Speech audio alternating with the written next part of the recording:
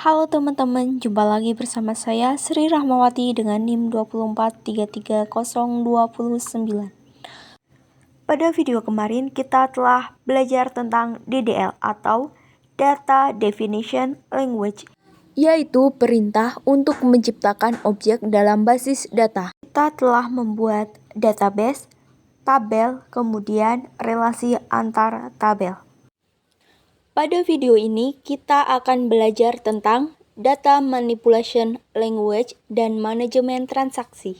Yuk kita simak videonya. Data Manipulation Language atau yang sering disingkat dengan DML, yaitu bagian dari bahasa SQL yang digunakan untuk mengolah data di dalam sebuah tabel database. Dengan DML, kita bisa melakukan beberapa hal penting seperti menambah data, mengubah data, menghapus data, dan menampilkan data. Yang pertama ada insert, yaitu digunakan untuk menambah baris data atau record pada suatu tabel. Insert sendiri mempunyai rumus sebagai berikut. Yuk kita praktekkan. Pada video sebelumnya, kita telah membuat database percetakan yang berisi beberapa tabel. DML bagian insert ini aku akan memanipulasi pada bagian bahan baku. Kita pilih tabel bahan baku dan bagian SQL. Pada bagian bawah, kita diberikan pilihan seperti select, insert, update, dan delete. Kita bisa memilih sesuai kebutuhan ya. Karena kita akan menginsert data, maka kita pilih bagian insert dan otomatis akan memunculkan rumus insert. Insert itu merupakan rumus atau pemanggilnya. Bahan baku di sini berarti itu tabel yang berada di DB percetakan. Kemudian ID bahan, nama bahan, stok satuan merupakan daftar kolom yang berada di tabel bahan baku. Value ini pada bagian ID bahan aku mengisinya null karena pada pengaturan kemarin aku membuat ID bahan sebagai auto increment yang artinya ini akan otomatis.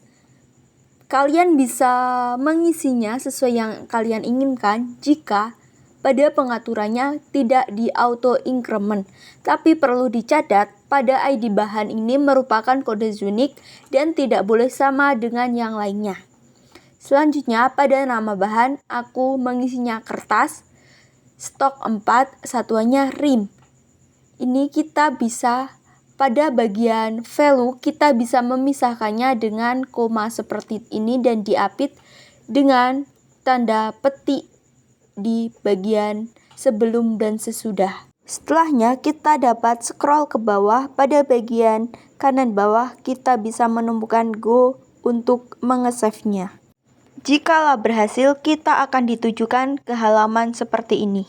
Halaman ini akan muncul ketika kita salah memasukkan data yang berarti error.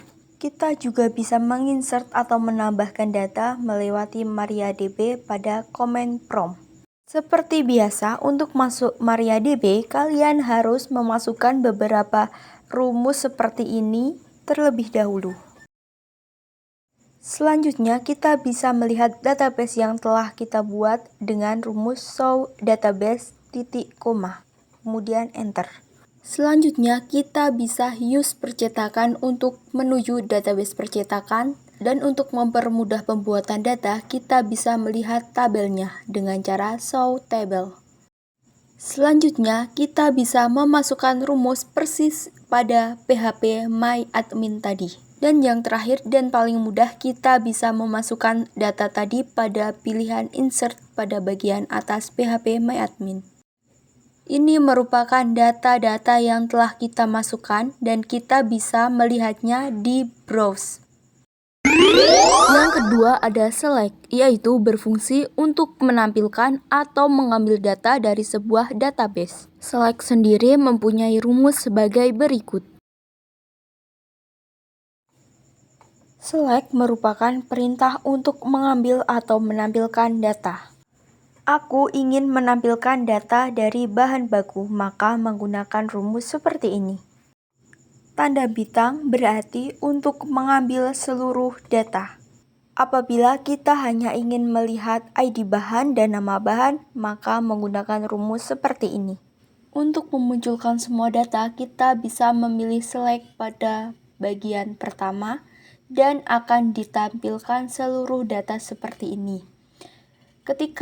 Apabila kita ingin memunculkan hanya beberapa data, kita bisa memilih select pada bagian kedua seperti ini dan kita bisa menghapus yang tidak kita butuhkan dan akan ditampilkan halaman seperti ini. Yang ketiga ada update, yaitu perintah SQL untuk melakukan perubahan data pada tabel dalam suatu basis data.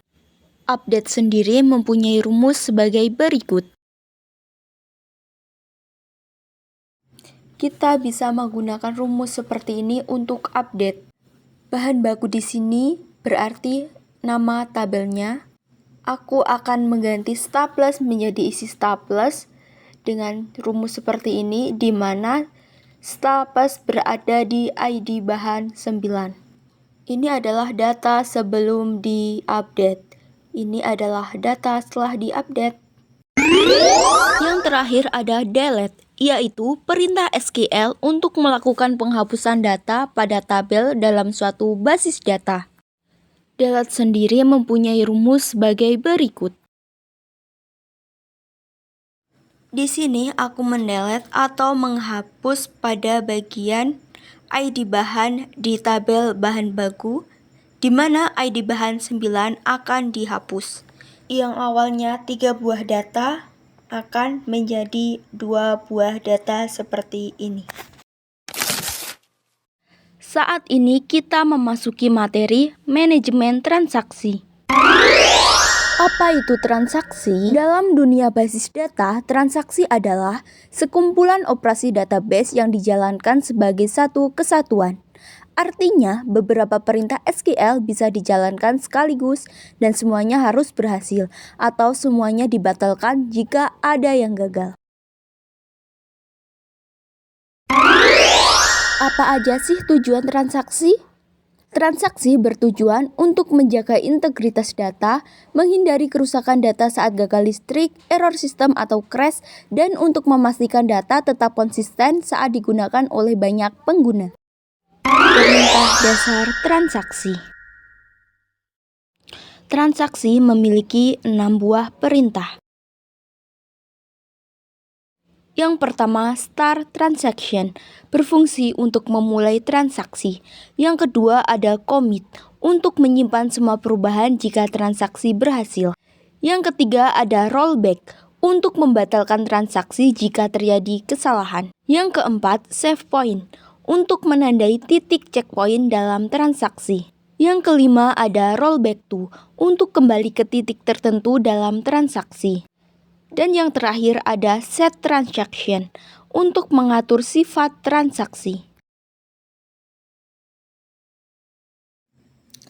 Untuk dapat melakukan transaksi, basis data MySQL harus dapat mendukung salah satu store engine, yaitu InnoDB atau BDB atau Berkeley DB.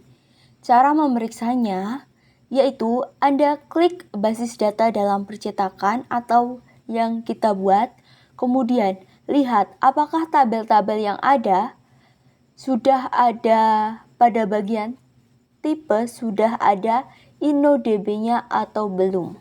Kalau sudah berarti itu mendukung.